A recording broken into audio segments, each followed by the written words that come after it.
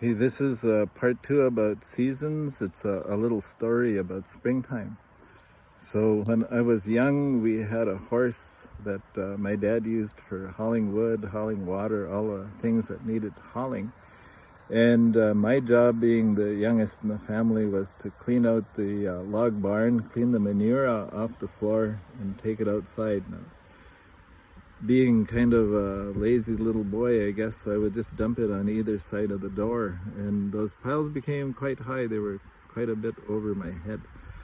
But one day in the early spring, as I was walking to again clean the barn, I noticed that the heat from the composting manure had melted the snow above it, and it left a layer of ice over top of the manure, so it looked like a big window was on top of the manure pile.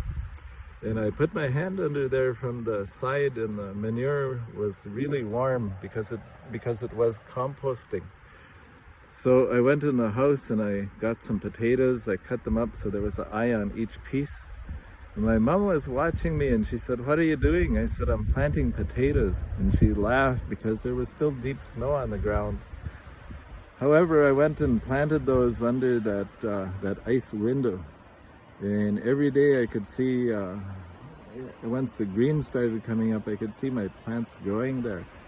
And then finally one day all the ice had melted off because springtime had come. And my plants were quite big, and I guess the ice over top of them kept them from freezing. They were being heated from underneath by the composting manure. So I reached down into the roots, and sure enough, there was little baby potatoes down there, lots of them. So I gathered all these potatoes and took them home, took them to our house. So at a time when people had a hard time to get fresh vegetables, in the spring, I had baby potatoes for our family at that time.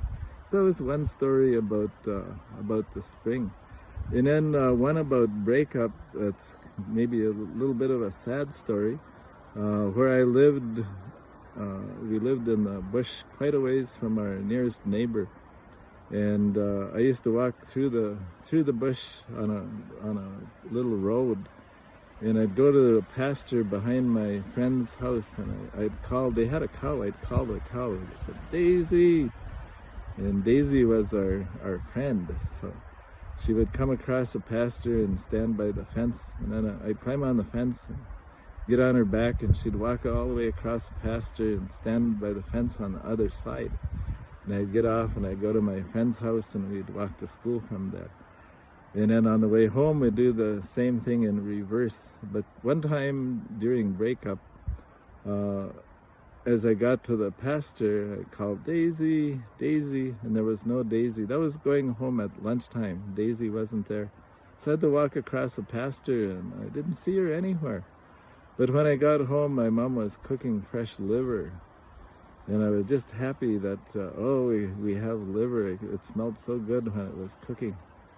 And then I thought, where was Daisy? And I said, "You guys killed Daisy." And my mom said, "Never mind, just eat." But I couldn't, because Daisy was our friend, eh? So our neighbors had given up their cow, their milking cow, so people in the community could have meat at a time when nobody was able to get out and hunt or get out and fish. And I don't remember there being geese or ducks yet at that time, so everybody was rather poor, and so this one family had given up their only cow. But I'm quite old today, and until today I cannot eat liver because it reminds me of my friend Daisy. So I've never eaten liver in my life since that time. Miigwet.